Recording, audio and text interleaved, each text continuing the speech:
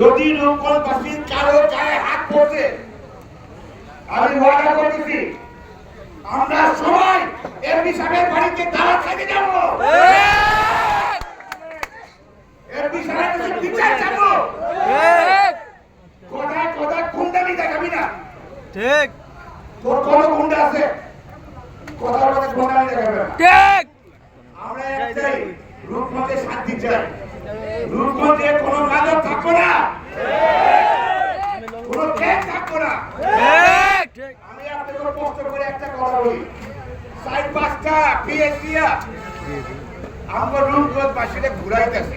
ঠিক। পিএস গো আমরা ঘুরা দিল, রূপগঞ্জ কিন্তু আর নাচবো না। এবার আমরা ভাই রূপগঞ্জবাসী এক জায়গায় যাবি, 18 মার্কা।